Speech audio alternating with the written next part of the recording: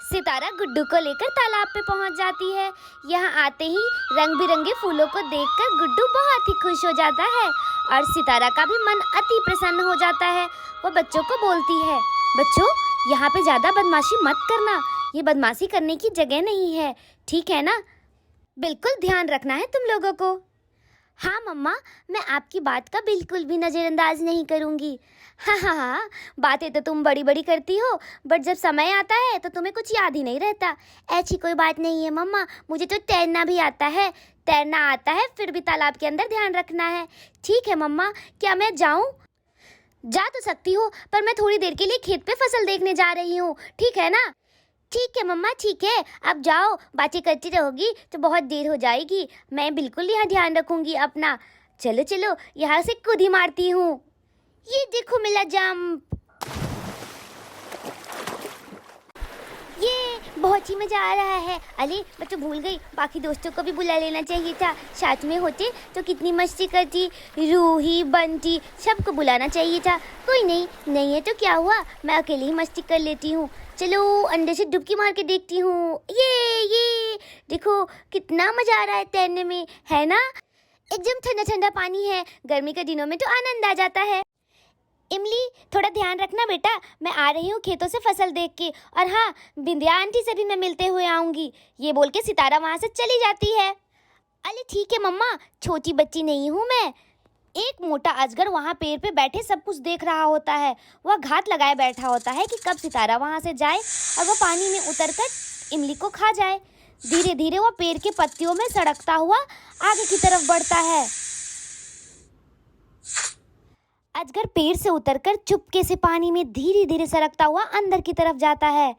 इमली को वह सांप बिल्कुल भी दिखाई नहीं देता।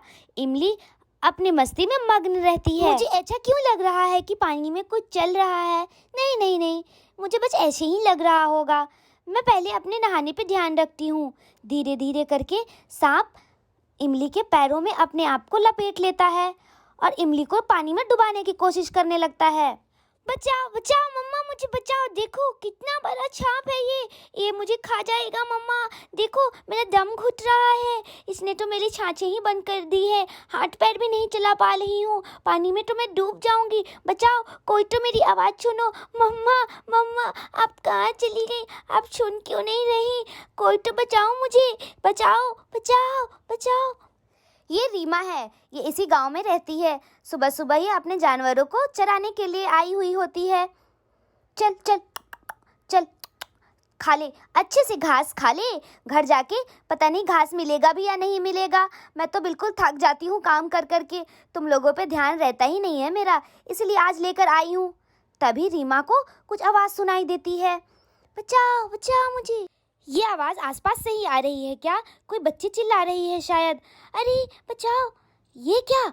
ये तो बहुत बड़ा सांप है, उस छोटी सी बच्ची को उसने लपेट रखा है। आ रही हूँ बेटा, बिल्कुल चिंता मत करना। क्या करूँ मैं कैसे बचाऊँ इसे? आसपास देखती हूँ, शायद कोई डंडा पड़ा है, डंडे से इस सांप पे कुछ असर होगा भी या नहीं। हाँ ये रहा डंडा, इसी से जाकर उस सांप पे वार करती हूँ। घबराओ मत, मैं पहुंच गई। आंटी मेरा दम घुट रहा है, जल्दी आइए। हाँ ये ले सांप, ये ले, बच्ची को खाएगा। हाँ तुमने बहुत दिनों से आतंक मचा रखा है गांव में, सारे छोटे छोटे बच्चों को खा जाता है ये सांप। आंटी जल्दी।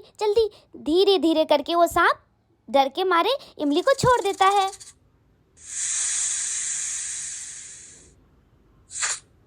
अजगर पानी से निकलकर झाड़ियों की तरफ बढ़ता है। धीरे धीरे हरी हरी पत्तियों के अंदर जाकर वो घुस जाता है।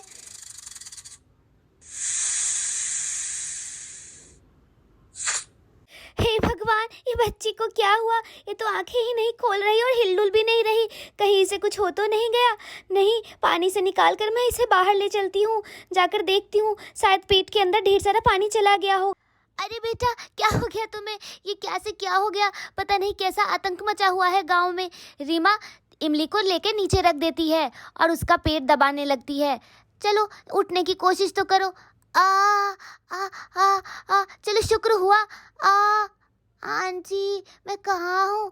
भगवान का लाख लाख शुक्र है कि तुम्हें होश आ गया बेटा, मैं तो बहुत ही डर गई थी। बेटा तुम ठीक तो हो? सांप ने तुम्हें काटा तो नहीं? नहीं आंटी मैं ठीक हूँ, सांप ने ना बस मुझे दबा रखा था। तभी सितारा लौट जाती है। सांप कैसी बातें कर रहे हो तुम लोग? और तुम इमली नीचे क्यों लेटी हो? हाँ, मेरा जी बहुत ही घबरा रहा था। मम्मा, हाँ क्या हुआ है? तुम्हारी आवाज़ भी नहीं निकल रही। मम्मा मम्मा, एक सांप ने ना मुझे लपेट लिया था, इन आंटी ने मुझे बचाया। हाँ, और मेरा गला ही दबा दिया था उस सांप ने। मुझे तो सांस भी नहीं आ रही थी, आंटी ने मुझे सांप से छुड़ाया। आपका बहुत बहुत धन्यवाद बहन जी। मुझे सच में बहुत घबराहट हो रही थी, लग रहा था बेटी मेरी मुसीबत में है। आप नहीं होती तो मेरी बच्ची मर ही जाती। हाँ मम्मा, तुम बिल्कुल ठीक बोल रही हो। चलिए, अंत भला तो सब भला। हमारे आगे की ऐसी ही कहानियाँ देखने के लिए हमारे चैनल पे बने रहें। हमारे चैनल को लाइक, शेयर और सब्सक्राइब करना ना भूलें। Thank you for watching.